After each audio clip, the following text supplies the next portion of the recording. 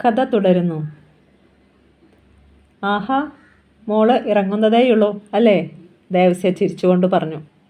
ഞങ്ങൾ വൈകിപ്പോയോ എന്ന് സംശയിച്ചു. പല്ലവിയും ചിരിച്ചു. പിന്നെ പെട്ടെന്ന് കുനിഞ്ഞ് ദേവസ്യയുടെ കാലിൽ തൊട്ടു. പ്രാർത്ഥിക്കണേ അച്ചായ. ദേവസ്യ അവളുടെ തോളുകളിൽ പിടിച്ച് എഴുന്നേൽപ്പിച്ചു. നല്ലതേ വരൂ പല്ലവി, കാരണം നീ ആരെയെങ്കിലും ദ്രോഹിച്ചിട്ടുള്ളതായി എനിക്കറിയത്തില്ല. പല്ലവി സഖാവ് കർണനോടും പറഞ്ഞു. സഖാവേ, എനിക്ക് എന്തെങ്കിലും ആവശ്യം വന്നാൽ കൂടെ നിന്നേക്കണേ. അത് പിന്നെ പ്രത്യേകം ഓർമ്മപ്പെടുത്തണോ മോളെ? ഏത് നേരത്തും വിളിച്ചോളൂ, ഞാൻ ഓടിയെത്തിയിരിക്കും. പിന്നെ നീ കയറാൻ പോകുന്ന തെങ്ങുകളുടെ ഉടമസ്ഥരെയും ഞങ്ങൾ ചട്ടം കെട്ടിയിട്ടുണ്ട്. ഒരു ശ്രദ്ധ വേണമെന്ന്. ഗോപിക്ക് സംഭവിച്ചത് ആവർത്തിക്കരുതല്ലോ. ആ മുറ്റത്ത് നടക്കുന്ന കാര്യങ്ങളൊക്കെ മറപ്പുര ഭാർഗവൻ ഓല വേലിക്ക് പിന്നിൽ നിന്ന് ശ്രവിക്കുകയും അപ്പോൾ തന്നെ ഗൗതത്തെ അറിയിക്കുകയും ചെയ്തുകൊണ്ടിരുന്നു. ആദ്യം അവൾ കയറുന്ന തെങ്ങിന് അരികിൽ നിൽക്കാമെന്ന് പറഞ്ഞ് ദേവസ്യയും കരുണനും മുമ്പേ പോയി. ബാലുവും അന്നത്തെ ദിവസം പല്ലവിക്ക് തുണയായി കൂടെ കൂടി. ചിറയിലെ വീട്ടുമുറ്റങ്ങളിൽ നിന്ന് ആളുകൾ പല്ലവിയെ നോക്കി. സുരേശൻ റോഡിലേക്ക് ഇറങ്ങി വന്നു. പുതിയ തുടക്കമല്ലേ പല്ലവി? മറുപടി പറയാതെ അവൾ ചിരിച്ചു. സുരേശനും കൂടി അവൾക്കും ബാലുവിനും ഒപ്പം നടന്നു. അവർ ആദ്യത്തെ തെങ്ങിനടുത്തെത്തി. കരുണനും ദേവസ്യയും കൂടാതെ ആ തെങ്ങിൻ്റെ ഉടമയുടെ കുടുംബവും ഉണ്ടായിരുന്നു അവിടെ. പല്ലവി കണ്ണുകൾ കൊണ്ട് എല്ലാവരെയും ഒന്ന് ഒഴിഞ്ഞ് തെങ്ങിൻ ചുവട്ടിലെത്തി. പിന്നെ മരത്തിൽ കൈകൾ വെച്ച് ഒരു നിമിഷം കണ്ണുകൾ പൂട്ടി നിന്നു. ദൈവത്തിലും ചെകുത്താനിലും ഒന്നും വിശ്വാസമില്ലെന്ന് അവൾ പറഞ്ഞിട്ടുണ്ടെങ്കിലും ഇപ്പോൾ പല്ലവി ഈശ്വരന്മാരെ മനസ്സിൽ നമിച്ചു. തുടർന്ന് ആദ്യം വലതുകാൽ തെങ്ങിൽ ചവിട്ടി വച്ചു കെട്ടിയിരുന്ന തൊണ്ടിൽ ചവിട്ടി മേലേക്ക് കയറി തുടങ്ങി. ചിരപരിചിതനായ ഒരു തെങ്ങുകയറ്റക്കാരനെ പോലെയായിരുന്നു അവളുടെ ഓരോ നീക്കവും. ഒരു തെങ്ങിൽ നിന്ന് ആദ്യം 1.5 ലിറ്റർ കള്ള് ഷാപ്പിൽ അളന്നു കൊടുക്കണം. അങ്ങനെ സംഭവിക്കണേ എന്ന ആഗ്രഹമേയുള്ളായിരുന്നു പല്ലവിക്ക്. ആ തെങ്ങിൽ അവൾ തിരഞ്ഞെടുത്ത 2 കൂമ്പുകൾ പാൽ പരുവത്തിലും പച്ചരി പരുവത്തിലും ഉള്ളതായിരുന്നു. പിന്നെ അവയിൽ ഓലക്കാലുകൊണ്ട് കൂമ്പിൽ 3 കെട്ടുകൾ ഇട്ടു. പുക്കിൽ കെട്ട്, വെള്ളയ്ക്കക്കെട്ട്, പുറത്തേക്കെട്ട്. അങ്ങനെ പല്ലവി തൻ്റെ പുതിയ ജോലിക്ക് തുടക്കമിട്ടു. അല്പം കഴിഞ്ഞപ്പോഴേക്കും അവൾ തെങ്ങു ചെത്തുന്നത് കാണുവാൻ പുത്തനാറിന് അക്കരെ നിന്ന് പോലും ആളുകൾ എത്തിത്തുടങ്ങി. തെങ്ങിന് ചൂട്ടിൽ സാമാന്യം വലിയ പുരുഷാരം രൂപം കൊണ്ടു. മിക്കവരുടെയും കൈകളിൽ സെൽഫോണുകളുണ്ടായിരുന്നു. ദിവസങ്ങൾ കടന്നുപോയി. ചിറയിലുള്ളവർ ഇപ്പോൾ പല്ലവി കുരുവികൊണ്ട് കൂമ്പിൽ അടിക്കുന്ന ശബ്ദം 3 നേരം കേൾക്കുകയാണ്. ഇതിനിടെ വാട്സാപ്പ്, ഫേസ്ബുക്ക് തുടങ്ങിയ നവമാധ്യമങ്ങളിൽ പല്ലവി തെങ്ങുചെത്തുന്ന ചിത്രങ്ങൾ വന്നു. 100 കണക്കിന് ആളുകൾ കമൻറ്റും ഷെയറും ചെയ്തു. നല്ലതും ചീത്തയുമായ കമൻറ്റുകൾ ഏറെ ഉണ്ടായി. പല്ലവി ഒന്നും ശ്രദ്ധിച്ചില്ല. അവയ്ക്ക് പിന്നാലെ പോകുവാൻ അവൾക്ക് സമയമില്ലായിരുന്നു. ചേച്ചി ചെത്തുകാരി ആയതിൽ സ്കൂളിൽ ബാലുവിനും സുഹൃത്തുക്കൾക്കും ഇടയിൽ നിന്ന് കളിയാക്കലുകൾ ഉണ്ടായി. പക്ഷേ അവൻ പിടിച്ചു നിന്നു. നിൻ്റെയൊക്കെ വീട്ടിലെ സ്ത്രീകൾക്ക് കഴിവില്ലാത്തത് ആരുടെ കുറ്റമാടാ? നിൻ്റെയൊക്കെ പെങ്ങന്മാരോട് ഒന്ന് പറഞ്ഞു നോക്ക്, ഒരു പേരയിലെങ്കിലും കയറി പേരയ്ക്ക് പറിച്ചു കാണിക്കാൻ. എടാ, കഴിവില്ലാത്തവർ കഴിവുള്ളവർ ഓരോന്ന് ചെയ്യുന്നത് കാണുമ്പോൾ അസൂയപ്പെടും. ആ അസൂയയാണ് നീയൊക്കെ ഇപ്പോൾ പ്രകടിപ്പിക്കുന്നത്. അവൻ്റെ ആ വാക്കുകൾക്ക് മുന്നിൽ കൂട്ടുകാരുടെ പരിഹാസത്തിൻ്റെ മുനകൾ ക്രമേണ ഒടിഞ്ഞു. പക്ഷേ സ്കൂളിൽ നടന്ന സംഭവങ്ങളൊന്നും ബാലു പല്ലവിയോട് പറഞ്ഞില്ല. ചേച്ചിക്ക് പ്രയാസം ഉണ്ടാകരുതെന്ന് അവന് നിർബന്ധമുണ്ടായിരുന്നു. 3 നേരം ചെത്താൻ പോകുന്ന സമയമൊഴികെ പല്ലവി കടയിൽ തന്നെ കൂടി. ഇപ്പോൾ അവൾക്ക് ചിട്ടയായി 2 ജോലികളും ചെയ്യാൻ സാധിക്കുന്നു. ദിവസങ്ങൾ കഴിഞ്ഞപ്പോൾ തെങ്ങിൻ കൂമ്പുകളിൽ നേർത്തുള്ളി കണ്ടു തുടങ്ങി. അതിനുശേഷം വാർത്തുള്ളിയും. അതോടെ പല്ലവി കൂമ്പുകളിൽ മാട്ടം വിട്ടു. ആ വിവരം ദേവസ്യയെ വിളിച്ച് പറയുകയും ചെയ്തു. ഇത്രയും കാര്യങ്ങൾ ചന്ദ്രികയും ദത്തനും ഗൗതമനും മറപ്പുര ഭാർഗവൻ ചോർത്തി കൊടുക്കുകയും ചെയ്തു. നാളെയോ മറ്റന്നാളോ അവൾ ഷാപ്പിൽ പോയി കള്ളളക്കാൻ തുടങ്ങിയെന്നിരിക്കും. അത് അവളുടെ ആദ്യത്തേതും അവസാനത്തേതുമായിരിക്കണം. അവൾ ആ പണി നിർത്തുക മാത്രമായിരിക്കില്ല വേണ്ടത്. മറിച്ച് മറ്റുള്ളവർക്ക് മുന്നിൽ നാണം കെടുകയും വേണ്ടി വന്നാൽ അവളും ആ ദേവസ്യയും ജയിലിലാകുകയും ചെയ്യണം. അതിന് പറ്റിയത് വല്ലതും ചെയ്യാൻ നിങ്ങൾക്ക് കഴിയുമോ? ചന്ദ്രിക ഭർത്താവിൻ്റെയും മകൻ്റെയും മുഖങ്ങളിലേക്ക് മാറി മാറി നോക്കി. ഇരുവരും മിണ്ടാതെ പരസ്പരം നോക്കിയിരിക്കുകയാണ്. ചന്ദ്രിക തുടർന്നു. നിങ്ങൾ 2 ആൾക്കും ഒന്നും പറ്റത്തില്ലെങ്കിൽ അതങ്ങ് തുറന്നു പറ. വേണ്ടത് എന്താണെന്ന് എനിക്കറിയാം. ഞാനത് ചെയ്തിരിക്കും. പിന്നെ നിങ്ങളാരും എന്നെ കുറ്റപ്പെടുത്താൻ വന്നേക്കരുത്. ചന്ദ്രിക പിന്മാറുന്ന ലക്ഷണമില്ല. അതല്ലടി, ദത്തൻ ഭാര്യയെ സാന്ത്വനിപ്പിക്കുവാൻ ശ്രമിച്ചു. ഗോപി തെങ്ങിൽ നിന്ന് വീണത് ഞാൻ കാരണമാണെന്ന് പല്ലവി സംശയിക്കുന്നുണ്ട്. അക്കാരണത്താൽ തന്നെ ഇവിടെ നമ്മൾ എന്തെങ്കിലും ഫൗൾ പ്ലേക്ക് മുതിർന്നാൽ ന്യായമായും അവൾ സംശയിക്കുന്നത് എന്നെയായിരിക്കും. തേങ്ങാക്കൊല. ചന്ദ്രിക ഭർത്താവിൻ്റെ മുഖമടച്ച് ഒരാട്ടാട്ടി. നിങ്ങൾ ആണാണെന്ന് പറഞ്ഞ് എന്തിനു നടക്കുക മനുഷ്യ? നിങ്ങളെ അവൾ സംശയിക്കുന്നെങ്കിൽ സംശയിക്കട്ടെന്നേ. സംശയം മാത്രം പോരല്ലോ, തെളിവ് വേണ്ടേ? അതില്ലാതിരുന്നാൽ പിന്നെ എന്താ കുഴപ്പം? ദത്തൻ തലചൊറിഞ്ഞു. ഒരെന്നാലുമില്ല. നമ്മൾ ഈ ചർച്ച ഇവിടെയും കൊണ്ട് അവസാനിപ്പിക്കുകയാണ്. ഇനി ഞാൻ എൻ്റെ വഴി നോക്കും. പിന്നെ അച്ഛനും മകനും എന്നെ കുറ്റപ്പെടുത്തിയേക്കരുത്. അന്ത്യവാചകം പറഞ്ഞതുപോലെ ചന്ദ്രിക കസേരയിൽ നിന്ന് എഴുന്നേറ്റു. അമ്മ അവിടെ ഇരുന്നേ. ഇക്കാര്യം എനിക്ക് വിട്ടു തന്നേരെ. ഗൗതം അവളെ തടഞ്ഞു. ചന്ദ്രികയുടെ മുഖം തെളിഞ്ഞു.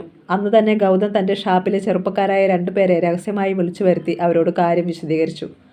ആരും ചത്തുപോകുമെന്നും അരുത്. എന്നാൽ അവൾ അളക്കുന്ന കള്ള് കുടിക്കുന്നവർക്ക് അസ്വസ്ഥതകൾ ഉണ്ടാകണം. ഷാപ്പിനും അവൾക്കുമെതിരെ പോലീസ് കേസ് ഉണ്ടാകണം. അന്വേഷണം തീരുന്നതുവരെ ഷാപ്പ് പൂട്ടിയിടുകയും വേണം. അവൻ പറഞ്ഞു. കള്ളിൽ ഉതളങ്ങ അരച്ചു ചേർത്താൽ കാര്യം നടക്കും. പക്ഷേ അത് അളവിൽ കൂടിയാൽ ചിലപ്പോൾ കുടിക്കുന്ന ആൾ തട്ടിപ്പോയെന്നും വരാം, ഒരാൾ അറിയിച്ചു. മരിക്കാൻ പാടില്ല, ഗൗതം തീർത്ത് പറഞ്ഞു. എങ്കിൽ രണ്ടാമൻ ആശയം വ്യക്തമാക്കി. കുറച്ച് നഞ്ച് അരച്ച് മാട്ടത്തിലിട്ടേക്കാം. അതാകുമ്പോൾ വയറിളക്കവും ഛർദിയും ഉണ്ടാകൂ. മതി, അത് മതി, ഗൗതം സമ്മതിച്ചു. പക്ഷേ നഞ്ചിന് എവിടെ പോകും? നഞ്ച് കലക്കി ആറ്റിൽ നിന്ന് മീൻ കട്ടുപിടിക്കുന്ന ഒരാളെ എനിക്കറിയാം. നെടുമുടിയിലുള്ളയാളാ. അതൊക്കെ ഞാൻ സംഘടിപ്പിച്ചോളാം. എന്നിട്ട് രാത്രി തന്നെ ഞാനും ഇവനും കൂടി പോയി കാര്യം സാധിച്ചോളാം മുതലാളി. ഗൗതം സമ്മതിച്ചു. മാത്രമല്ല 100 രൂപയുടെ ഒരു കെട്ട് നോട്ട് അവൻ അവർക്ക് സമ്മാനിച്ചു. സന്തോഷത്തോടെ അവർ ഇരുവരും പോയപ്പോൾ ഗൗതം ഒന്ന് ചൂളമടിച്ചു. സമയം വൈകിട്ട് 6 മണി. അന്തിച്ചത്തിന് പോകാനായി കടയിൽ നിന്ന് ഇറങ്ങുകയായിരുന്നു പല്ലവി. ഭാനുമതിയും ബാലുവും പിന്നെ സഖാവ് കർണനും ഉണ്ടായിരുന്നു അവിടെ. പെട്ടെന്ന് ആലപ്പുഴ ഭാഗത്തു നിന്ന് വന്ന ഒരു ബുള്ളറ്റ് ബൈക്ക് കടയ്ക്ക് മുന്നിൽ നിന്നു. 2 ചെറുപ്പക്കാരായിരുന്നു അതിൽ. ഞങ്ങൾ മാതൃദേശം TV ചാനലിൽ നിന്ന് വരികയാ, യുവാക്കളിൽ ഒരാൾ സ്വയം പരിചയപ്പെടുത്തി. ഞാൻ റിപ്പോർട്ടർ ഹരിലാൽ, ഇത് ക്യാമറമാൻ ദിലീപ്. പല്ലവി നെറ്റിച്ചുളിച്ചു. എന്തിനാണ് വന്നതെന്ന് മനസ്സിലായില്ല. പല്ലവിയല്ലേ? ദിലീപ് തിരക്കി. അതെ, ബാക്കി പറഞ്ഞത് ഹരിലാലാണ്. ഞങ്ങൾക്ക് പല്ലവി തെങ്ങുചെത്തുന്നതിൻ്റെ ഒരു റിപ്പോർട്ട് ചാനലിന് വേണ്ടി എടുക്കണമെന്നുണ്ട്. ഒരു പെൺകുട്ടി തെങ്ങുചെത്തുക എന്ന് പറയുന്നത് സാധാരണ സംഭവമല്ലല്ലോ. അവൻ ചിരിച്ചു. എന്നാൽ പല്ലവിയുടെ മുഖത്ത് ഗൗരവമായിരുന്നു. സാധാരണ സംഭവമല്ല, സമ്മതിച്ചു. എന്നെക്കുറിച്ച് നിങ്ങൾ ഒരു റിപ്പോർട്ട് തയ്യാറാക്കുന്നു, ടെലികാസ്റ്റ് ചെയ്യുന്നു. അങ്ങനെ ഒരു പരസ്യം നേടിയെടുക്കാൻ ഞാൻ ഫിലിം സ്റ്റാർ ഒന്നുമല്ലല്ലോ. അത്തരം പബ്ലിസിറ്റിയിലൊന്നും എനിക്ക് താല്പര്യമില്ല, സോറി. ജീവിക്കാൻ വേണ്ടിയാണ് ഞാനിങ്ങനെ ഒരു കുപ്പായമിടുന്നത്. അവൾ വള്ളത്തിനരികിലേക്ക് നടക്കുവാൻ ഭാവിച്ചു. സിസ്റ്റർ ഒന്ന് നിന്നേ, ഞാനൊന്ന് പറയട്ടെ. ദിലീപ് അവളെ പിറകിൽ നിന്ന് വിളിച്ചു. പല്ലവി നിന്ന ശേഷം തോളിന് പുറത്തുകൂടി മുഖം തിരിച്ചു നോക്കി. ഒരു പക്ഷേ ഈ റിപ്പോർട്ടിംഗ് കഴിയുമ്പോൾ പല്ലവിക്ക് സിനിമയിലൊരു ചാൻസ് കിട്ടിയാലോ? പോയി പണി നോക്കാൻ പറയും. ഈ സിനിമയും അഭിനയവും ഒന്നും എന്നെ ഭ്രമിപ്പിക്കുന്ന കാര്യങ്ങളല്ല ബ്രദർ. ഇപ്പോൾ അവൾ ചിരിച്ചു. ഹരിലാലും ദിലീപും മുഖാമുഖം നോക്കി. ഒരുപാട് പേർ കൊതിക്കുന്ന ഒരു ചാൻസാണ് പല്ലവിയെ തേടിയെത്തിയിരിക്കുന്നത്, ഹരിലാൽ ഓർമ്മപ്പെടുത്തി. അങ്ങനത്തെ കൊതിയൊന്നും എനിക്കില്ല. അവരുടെ മറുപടിക്ക് നിൽക്കാതെ പല്ലവി പോയി വള്ളത്തിൽ കയറി. തുഴയെടുത്ത് അതിവേഗം അക്കരയ്ക്ക് തുഴഞ്ഞു. ഹരിലാലും ദിലീപും സ്തബ്ധരായി നിന്നു. നല്ല വെറൈറ്റിയുള്ള ഒരു സ്റ്റോറി ചെയ്യാമായിരുന്നു. അതുകൊണ്ട് തങ്ങൾക്കും ചാനലിനും ഗുണമുണ്ടായേനെ. അവർ ഭാനുമതിയെ സമീപിച്ചു. അമ്മ പല്ലവിയോട് ഒന്ന് പറയുമോ? അവൾ തീരുമാനിച്ചാൽ തീരുമാനിച്ചതാ, ആര് പറഞ്ഞാലും മാറില്ല, ഭാനുമതി വെളിപ്പെടുത്തി. അത്രയും നേരം മിണ്ടാതിരുന്ന സഖാവ് കർണൻ പെട്ടെന്ന് ഇടപെട്ടു. നിങ്ങൾ ഇങ്ങനെയൊരു സ്റ്റോറി ചെയ്തതുകൊണ്ട് പല്ലവിക്ക് എന്താ ഗുണം? നേരത്തെ പറഞ്ഞ പബ്ലിസിറ്റി അല്ലാതെ എന്ന് ചോദിച്ചാൽ? ഹരിലാലും ദിലീപും ഒന്ന് പരുങ്ങി. കർണൻ തുടർന്നു. പബ്ലിസിറ്റിക്ക് വേണ്ടി ക്യാമറയുടെ മുന്നിൽ എത്തുന്നവരെ മാത്രമേ നിങ്ങൾ കണ്ടിട്ടുണ്ടാവൂ. എന്നാൽ പല്ലവി അങ്ങനെയല്ല. ജീവിക്കാൻ വേണ്ടി ഈ തൊഴിൽ സ്വീകരിച്ചത് അവൾ. അവളെക്കൊണ്ട് പക്ഷേ ഞാൻ സമ്മതിപ്പിക്കാം, ചില വ്യവസ്ഥകൾ ഉണ്ടായാൽ. എന്താ ചേട്ടാ വ്യവസ്ഥ? ദിലീപ് പെട്ടെന്ന് തിരക്കി. ചേട്ടനല്ല, സഖാവ് കർണൻ. സഖാവ് എന്ന് വിളിക്കുന്നതാണ് എനിക്കിഷ്ടം. ഓക്കെ, എങ്കിൽ സഖാവ് വ്യവസ്ഥ പറയൂ. ഹരിലാലിന് തിടുക്കമായി. കർണൻ സ്റ്റൂളിൽ ഒന്ന് നിവർന്നിരുന്നു. നിങ്ങൾ ചാനലുകാർ ചാനൽ ചർച്ചകളിൽ പങ്കെടുക്കുന്നവർക്കും ടോക്ക് ഷോയിൽ ഭാഗവാക്ക് ആകുന്നവർക്കുമൊക്കെ റെമ്യൂണറേഷൻ കൊടുക്കാറുണ്ടല്ലോ. ഉണ്ട്, അവർ സമ്മതിച്ചു. അതുപോലെ പല്ലവിക്കും കൊടുക്കണം. അങ്ങനെയെങ്കിൽ ഞാൻ അവളെ കൊണ്ട് സമ്മതിപ്പിക്കാം. റിപ്പോർട്ടറും ക്യാമറമാനും അല്പം മാറി നിന്ന് അടക്കത്തിൽ സംസാരിച്ചു. തുടർന്ന് തിരികെ വന്ന് പറഞ്ഞു. സമ്മത സഖാവേ, ഞങ്ങൾ 10,000 രൂപ കൊടുക്കാം. കരുണൻ്റെ കണ്ണുകൾ കുറുകി. 10,000മോ? പറ്റത്തില്ല, 25,000. അതിൽ ഇനി പേശലില്ല. അങ്ങനെയെങ്കിലും ഓക്കെ. ഹരിലാലും ദിലീപും കുറേ പറഞ്ഞു നോക്കി. കരുണൻ അഴിഞ്ഞില്ല. അവസാനം 25,000-ന് അവർക്ക് സമ്മതിക്കേണ്ടി വന്നു. അടുത്ത ദിവസം വരാമെന്ന് പറഞ്ഞ് അവർ പോയി. അവൾ സമ്മതിക്കുമോ കരുണ? ഭാനുമതിക്ക് സംശയം. തഞ്ചത്തിൽ പറഞ്ഞ് സമ്മതിപ്പിക്കാം, കരുണൻ ചിന്തയോടെ പ്രതിവചിച്ചു. അർദ്ധരാത്രി കഴിഞ്ഞു കാണും. ചിറയിലെ വീടുകളെല്ലാം കനത്ത നിശബ്ദതയിലായിരുന്നു. ആ സമയം AC റോഡിൽ പുത്തഞ്ഞാറിന് കുറുകെയുള്ള ചെറുപാലത്തിനരികിൽ ഒരു ബൈക്ക് വന്നു നിന്നു. അതിൽ നിന്ന് 2 പേർ ഇറങ്ങി. അവർ പാലത്തിലൂടെ ചിറയിലേക്ക് നടന്നു. ഗൗതം ഏർപ്പാട് ചെയ്ത ഷാപ്പ് തൊഴിലാളികളായിരുന്നു അത്. പല്ലവിയുടെ വീടിന് മുന്നിലെ റോഡിലൂടെ ഇരുവരും കിഴക്കോട്ട് നടന്നു. ചീവീടുകളുടെയും ഇടയ്ക്കിടെ പുത്തനാറ്റിൽ കുത്തിമറിയുന്ന മത്സ്യങ്ങളുടെയും ശബ്ദം ഒഴിവാക്കിയാൽ അന്തരീക്ഷം തണുപ്പിൽ അമർന്നു കിടക്കുകയാണ്. ഒരു കാറ്റ് പോലും വീശിയില്ല. ഒരാൾ അപരനോട് ശബ്ദം താഴ്ത്തി. മാട്ടം കൂമ്പിൽ നിന്ന് ഊരിയെടുക്കുമ്പോൾ ശ്രദ്ധിക്കണം. കയ്യിൽ നിന്ന് വഴുതി വീഴുകയോ തിരികെ വയ്ക്കുമ്പോൾ ചരിവോ ഉണ്ടാകരുത്. സ്ഥിരമായി മാട്ടം വയ്ക്കുന്ന ഒരാൾക്ക് അതിന് സ്ഥാനചലനം ഉണ്ടായാൽ പെട്ടെന്ന് കണ്ടുപിടിക്കാൻ കഴിയും. അപരൻ അമർത്തി മൂളി. പെട്ടെന്ന് തൊട്ടടുത്ത വീട്ടുമുറ്റത്ത് നിന്ന് ഒരു പട്ടി ഉച്ചത്തിൽ കുരച്ചു. ഇരുവരും ഞെട്ടിപ്പോയി. അവരുടെ കാലുകൾക്ക് വേഗതയേറി. അവർ കടന്നു പോയതും റോഡിലേക്ക് ഇറങ്ങിയ പട്ടി ആ ദിശയിലേക്ക് നോക്കി കുരച്ചുകൊണ്ട് നിന്നു. നാശം ഇരുവരും പല്ലിറുമ്മി. അല്പം കഴിഞ്ഞപ്പോൾ അവർ പട്ടിയുടെ കണ്ണിൽപ്പെടാത്ത സ്ഥലത്തെത്തി. ഈ ഭാഗത്ത് എവിടെയോ ആണ്. ഇരുവരും ചുറ്റും നോക്കി. ദാ ഇത് തന്നെ, കൊച്ചുമുതലാളി പറഞ്ഞ അടയാളമുള്ള വീട്. ഒരാൾ കൈ ചൂണ്ടി.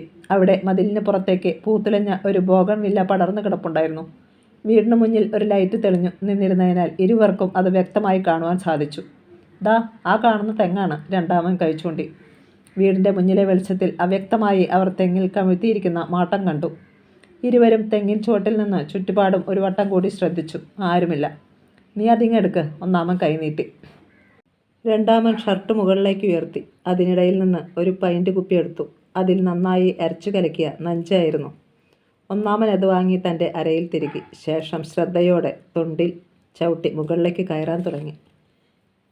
തെങ്ങിൽ ചൂണ്ടയോ ബ്ലേഡോ പിടിപ്പിച്ചിട്ടുണ്ടോ എന്ന് പരിശോധിച്ചു കൊണ്ടായിരുന്നു കയറ്റം. 15 അടി കയറിയപ്പോൾ തെങ്ങിൻ്റെ ഓലമടലിൽ പിടിക്കുവാൻ കഴിഞ്ഞു. 2 മടലുകളിൽ പിടിച്ചുകൊണ്ട് ഓലകൾക്കിടയിലേക്ക് കയറി. അപ്പോൾ തെങ്ങ് വല്ലാതെ ഒന്നുലഞ്ഞു. അടുത്ത നിമിഷം ചുറ്റുപാടുകളിൽ നിന്നും 4-5 ടോർച്ചുകളുടെ വെളിച്ചം തറയിൽ നിന്നവനിൽ പതിഞ്ഞു. അയാൾ കിടുങ്ങി തിരിച്ച് ഓടാൻ ഭാവിച്ചു. പക്ഷേ അതിനു മുമ്പ് കവിളടക്കം കനത്ത ഒരടിയേറ്റു. അമർത്തിയ നിലവിളിയോടെ അയാൾ തെങ്ങിൻ ചുവട്ടിൽ തന്നെ വട്ടം കറങ്ങി വീണു. അവിടെ കിടന്നുകൊണ്ട് അയാൾ മുകളിലേക്ക് നോക്കി. തനിക്ക് ചുറ്റും 6 പേർ. ചോദ്യവും പറച്ചിലും ഒന്നുണ്ടായില്ല. ചുറ്റും നിന്നവർ അയാളെ ചവിട്ടി മെതിച്ചു. അയാളുടെ നിലവിളി ചിറയിൽ മുഴങ്ങി. തെങ്ങിൻ മുകളിൽ കയറിയ ആൾ അനങ്ങാതെ മടലുകൾക്കിടയിലിരുന്നു. തന്നെ ആരും കണ്ടിട്ടില്ലെന്ന് അയാൾ വിശ്വസിച്ചു. തറയിൽ കിടന്നയാളെ പിടിച്ചുയർത്തി ആ സംഘം തെങ്ങിൽ ചേർത്ത് കെട്ടി. പിന്നെ ഒരാൾ മുകളിലേക്ക് ടോർച്ച് തെളിച്ചുകൊണ്ട് കൽപ്പിച്ചു. അവിടെ ഒളിച്ചിരുന്ന് സൂഹിക്കാതെ ഇങ്ങോട്ട് ഇറങ്ങി വേടാ കഴിവറുടെ മോനെ. തെങ്ങിന് മുകളിൽ ഇരുന്നവൻ അനങ്ങിയില്ല. അയാൾ കുടുക്കുടെ വിയർത്തു. നീ ഇങ്ങോട്ട് ഇറങ്ങി വരുന്നോ അതോ ഞങ്ങൾ അങ്ങോട്ട് കയറി വരണോ? നിന്നെ എറിഞ്ഞ് താഴ്ത്തിടണോ? മറ്റൊരാൾ ഗർജിച്ചു. ഒപ്പം ഒരു മെറ്റൽ ചീറ് വന്ന് മടലിൽ ഇടിച്ചു നിലം പതിച്ചു. അവർ തന്നെ എറിഞ്ഞു വീഴ്ത്തുമെന്ന് അയാൾക്കുറപ്പായി. ഞാൻ വരാം, അയാൾ പറഞ്ഞു. തറയിലുണ്ടായിരുന്നവർ കരുതലോടെ നിന്നു. അയാൾ മെല്ലെ ഇറങ്ങി വന്നു. തെങ്ങിൽ കെട്ടിവെച്ചിരുന്നവൻ്റെ തലയ്ക്ക് മീതെ എത്തിയതും ഒരാൾ അയാളുടെ കാലിൽ പിടിച്ചു വലിച്ചു താഴെയിട്ടു. തുടർന്ന് അടിയുടെയും ഇടിയുടെയും പൊടിപൂരം. അങ്ങനെ ആരെങ്കിലുമൊക്കെ വരുന്നതും കാത്തിരിക്കുകയുമായിരുന്നതാ ഞങ്ങൾ. അയാളുടെ നെഞ്ചിന് മറ്റേ കൈ ചുരുട്ടി ഒരു ഇടി കൂടി കൊടുത്തിട്ട് സംഘത്തിൻ്റെ നേതാവ് പറഞ്ഞു. ചേട്ടന്മാരെ, ഇനി തല്ലരുത്, ഞങ്ങൾ പോയിക്കോളാം. ഇനി ഈ ദേശത്തേക്കേ വരില്ല.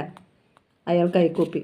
അത് പോരല്ലോ, നീയൊക്കെ ഇനിയും വരണം, എങ്കിലേ ഞങ്ങളുടെ കൈക്ക് ഉന്മേഷം കിട്ടൂ.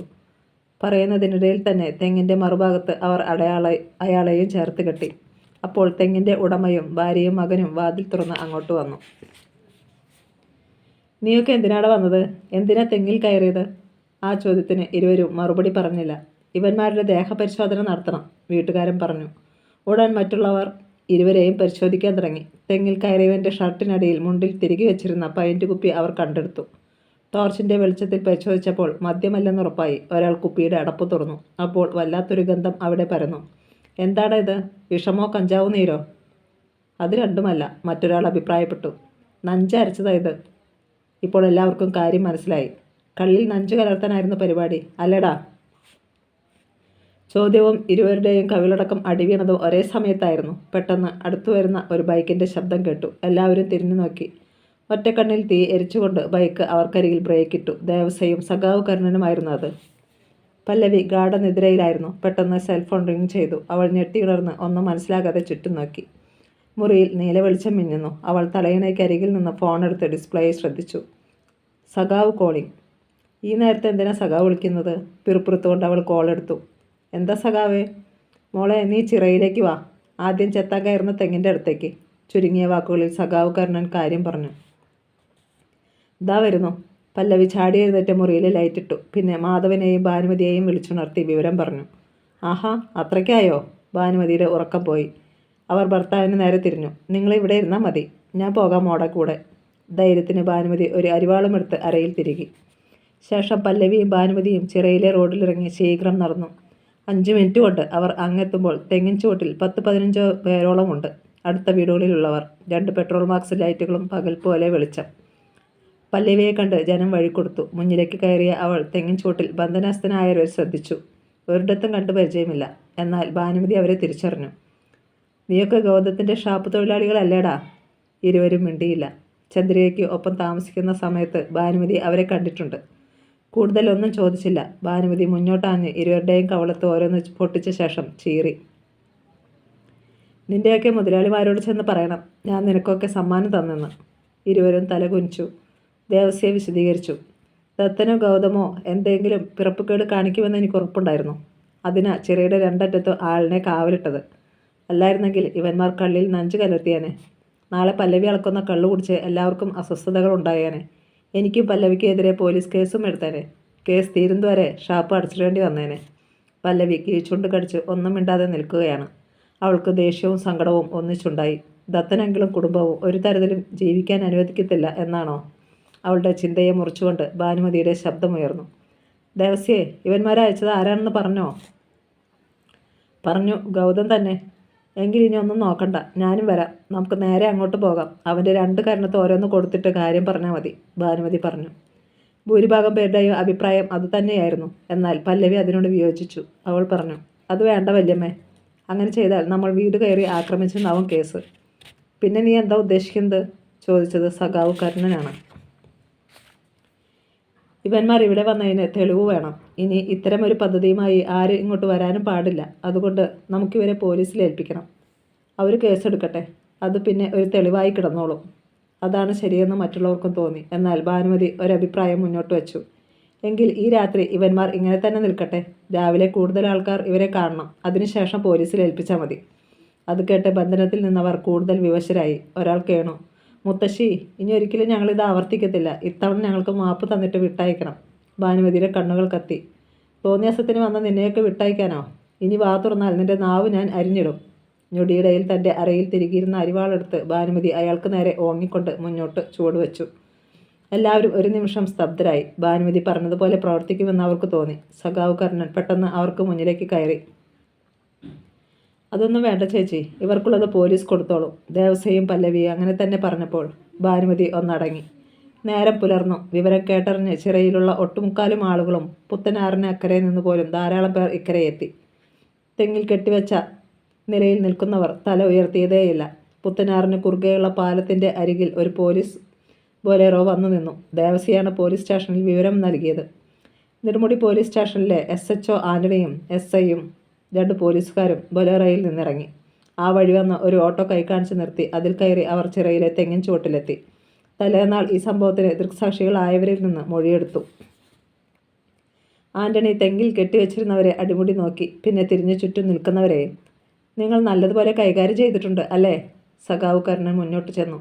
അങ്ങനെ കൂടുതലായി ഒന്നുമില്ല സാറേ. ഇവന്മാർ രക്ഷപ്പെടാൻ ശ്രമിച്ചപ്പോൾ ഉണ്ടായ പിടിവലിക്കിടയിൽ സ്റ്റേഷൻ ഹൗസ് ഓഫീസർ ആൻ്റണി അമർത്തി മൂളി. ഒക്കെ എനിക്ക് മനസ്സിലാകുന്നുണ്ട് സഖാവേ. നിങ്ങൾക്ക് പഴയ വീര്യം ഇപ്പോഴും ഉണ്ടെന്നും എനിക്കറിയാം. പിന്നെ ഇവന്മാർക്ക് വല്ലതും പറ്റിപ്പോയാൽ പോലീസ് മർദ്ദനം എന്ന് പറഞ്ഞ് കൊടി പിടിച്ചോണ്ട് വന്നേക്കല്ലേ? ഒരിക്കലുമില്ല സാർ, കർണൻ ഉറപ്പ് കൊടുത്തു. പോലീസ് ഇരുവരെയും തെങ്ങിൽ നിന്നഴിച്ച് വിലങ്ങിട്ടു. തെളിവിനായി നഞ്ചരച്ച് കലക്കിക്കൊണ്ടുവന്ന പൈൻറ്റ് കുപ്പിയും എടുത്തു.